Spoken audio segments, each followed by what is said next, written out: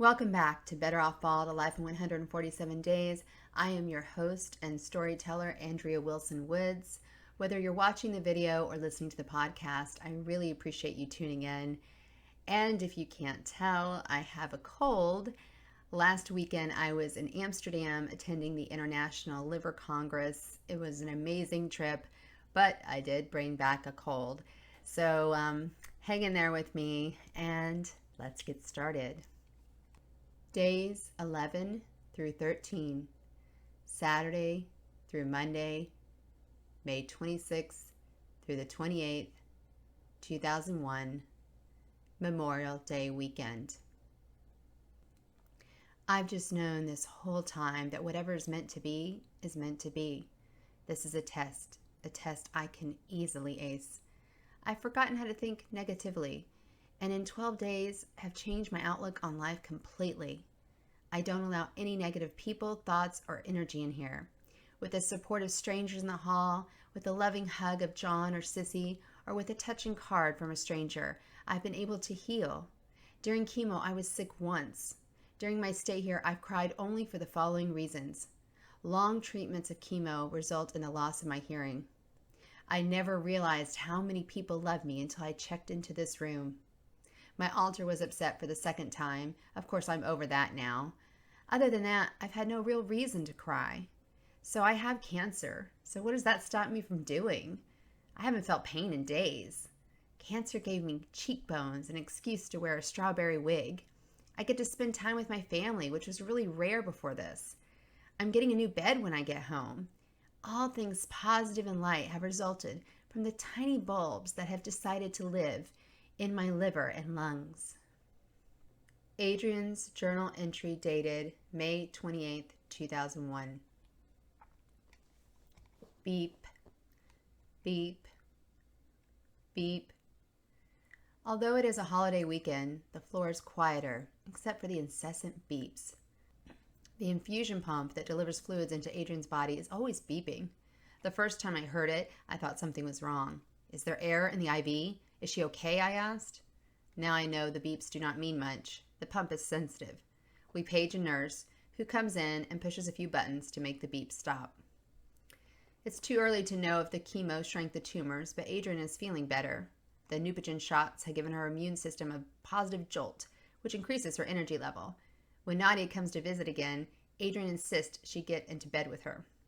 Let's see what this thing can do, Adrian says. They push buttons, and the bed climbs higher and higher. It's like the glass elevator in Charlie and the Chocolate Factory. It just keeps going. I warn them to be careful, but I can't bring myself to say stop. Listening to their girlish giggles gives me a reprieve from this place.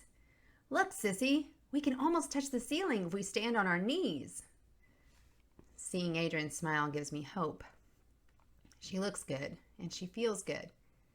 The tumors must be smaller now. 1, 2, 3, 4, 5, 6, 7, 8, 9, 10, 11, 12, 14, 15, 16, 17, 18, 19, 20. You forgot one, Adrian, said our mother. The unlucky number. Her southern drawl took up precious seconds on my answering machine. 13. That's right. Now say bye to your sissy. I can count to 20, sissy. I learned it in kindergarten with Miss Cotta. Bye. A 5-year-old Adrian counting to 20 on my answering machine in college was the best message I ever got. However, at 19 years old, I was too young to appreciate it. I laughed, played it twice, and then deleted it. In second grade, Adrian started speech therapy. By the time she began fourth grade at Selma Elementary School in Hollywood, Adrian had mastered her R's and lost her southern accent altogether. I wish I'd kept that message. Adrian was so proud of herself. Both Jared and Jesse are John's childhood friends. I think they all went to church together. Adrian met Jared 3 years ago when he returned home after living at a Buddhist retreat. They hit it off immediately. Jared says talking to Adrian is like drinking from a fire hose. She has too much to say and not enough time to say it.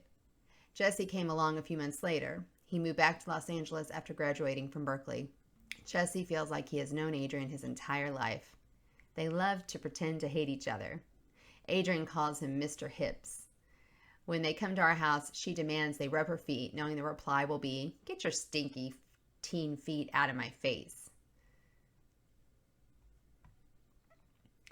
2 years ago, Jared was my assistant director for my play, where he met Joyce, one of my actresses.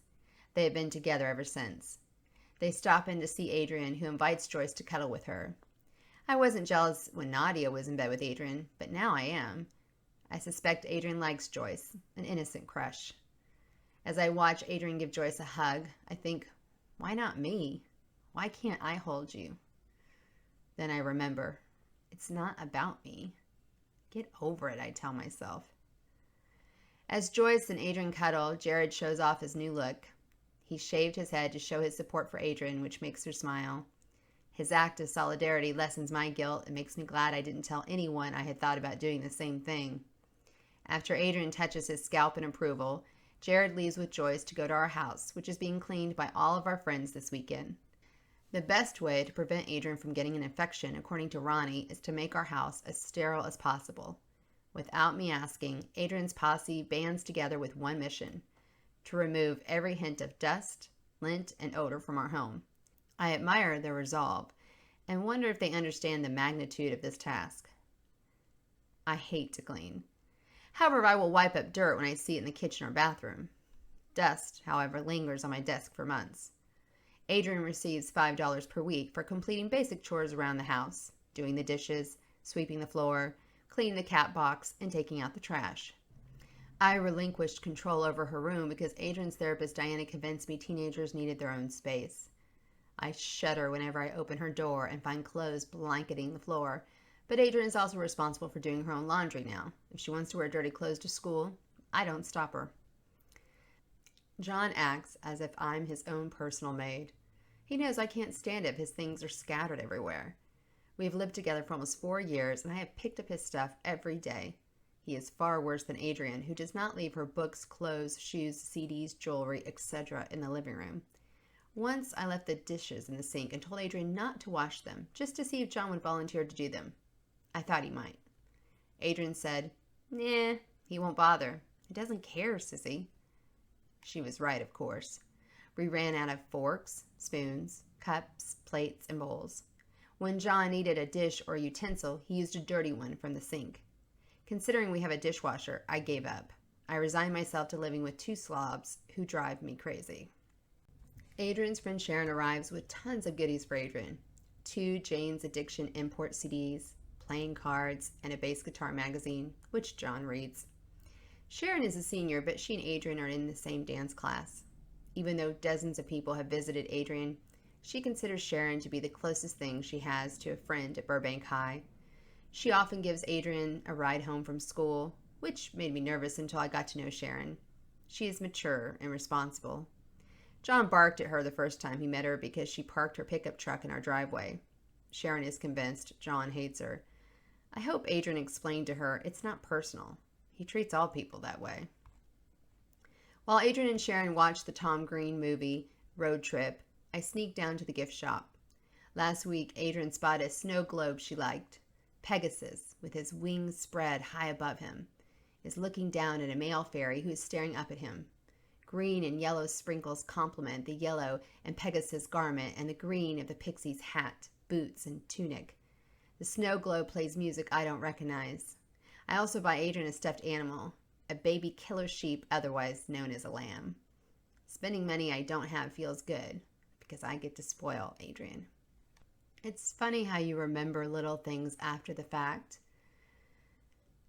The Sunday before Adrian felt pain was Mother's Day. She and John made a big deal about it. John surprised me with an excellent breakfast, omelet, biscuits, and fruit. Adrian bought me a pink-scented gel candle for my mini baths. The next day, Adrian reorganized her schoolwork because she could never find anything. With her own money, she bought a new folder and spiral notebook for every subject. Then I took her to Save On, a drugstore near our house, and purchased a black eyeliner pencil for her because it was on sale. She had wanted it for a while, but makeup was not in our budget. Adrian wore it the next day, Tuesday, her last full day of school, the last day of normal. Now everything in our lives will be cataloged in my brain as being before or after. Black eyeliner, before. Snow globe, after. While John reads and I shop, Adrian and Sharon discuss the benefits of missing the African dance test. Meanwhile, our friends work hard to make our home fit for the boy in the bubble. The boy is a real person. John Travolta starred in the movie based on his life. I don't remember what was wrong with him, but he could not be exposed to germs, so he lived in this self-contained environment. Sheets of plastic protected him from other people. Our friends pretend Adrian is the boy, and our house is the bubble. They begin in Adrian's room, where they remove the dozen or so dead roses hanging from the ceiling and the numerous bottles Adrian uses for candle holders. Mold has grown inside the bottles, which they nickname Demon Semen. Adrian's glass vanity desk, which she calls her altar, is scrubbed to a brilliant sheen. The fake pine pieces surrounding the vanity are soaked in bleach. Joyce picks up Adrian's clothes off the floor, strips the sheets from her bed, and does 7 loads of laundry. Washing the mattress is too difficult, so our friends buy Adrian a new full-size bed. All stuffed animals are removed and washed in hot water, but they will not return to Adrian's room because they gather too much dust. Before leaving Adrian's room, Jonathan cleanses it. I don't know what that means, but I'm sure Adrian will like it. Next, our friends move on to other parts of the house. Anya hires her cleaning woman, Kathy, to do the bathrooms and kitchen. Alex steam cleans the carpet and chairs. The wicker sofa is deemed impossible to clean and moved into the garage. Anya and Alex buy a HEPA filter for Adrian's room, while Jared and Joyce buy us a new vacuum cleaner because our old one broke down under the pressure. Joyce also lends us sheets until we can buy new ones. Every surface receives a generous coating of Lysol. By the time Memorial Day rolls around, our home has become a safe house. Our friends alienated the germs, and Adrian can enter the bubble, minus the plastic sheets. We are pleased to discover the PAWS program does not take off for holidays. At 2 p.m. on Memorial Day, a calm black lab named Vera greets Adrian. Like Bocce, she is trained to jump onto the chair next to Adrian's bed. Adrian leans in for her Polaroid picture, scratching Vera under the chin. I compare the photo to the one taken last week. She looks healthier in this one. Maybe it's the quad hog, the big smile, or the effort she made to pet Vera, but there's no question Adrian seems more enthusiastic now. She says we need to schedule all of our future hospital stays on Mondays, so she won't miss a PAWS visit. Later that afternoon, I receive Adrian's labs for the 3 days following chemo, Saturday, Sunday, and today. Except for her hemoglobin, which has dipped slightly below normal, her counts are fine. Better than fine.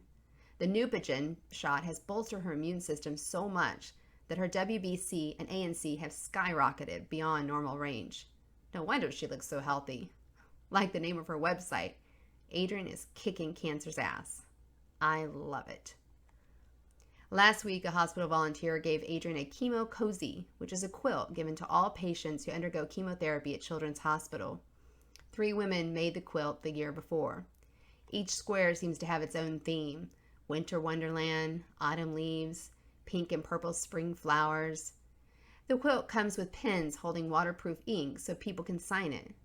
Adrian insists anyone who walks into her room autograph her chemo cozy. The comments range from "kick cancers behind" to "hey girl, what's up? It sucks here in school without you. Keep up your contagious upbeat spirit." I wonder if those women know how much this quilt means to Adrian.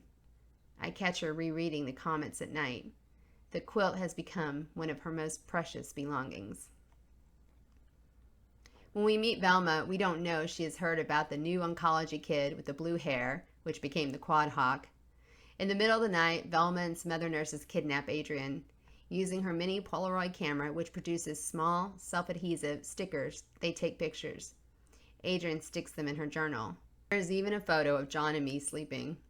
I must have been exhausted because the flash didn't wake me up. In every picture, Adrian is beaming. She may be paler, thinner, and have less hair, but she does not look sick. Unlike Dr. No, Nurses like Velma see Adrian as a whole person. She is more than a kid with supposedly incurable liver cancer. After writing in her journal, Adrian asked John and me to read it. I'm surprised. She won't even give me the address to her online live journal.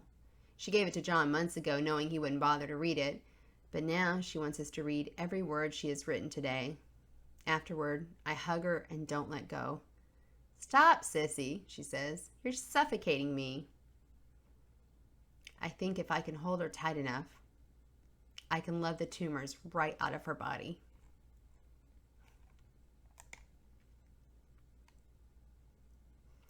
Thank you for watching and listening to Better Off Bald, A Life in 147 Days. Please subscribe to my channel and stay tuned for the next episode.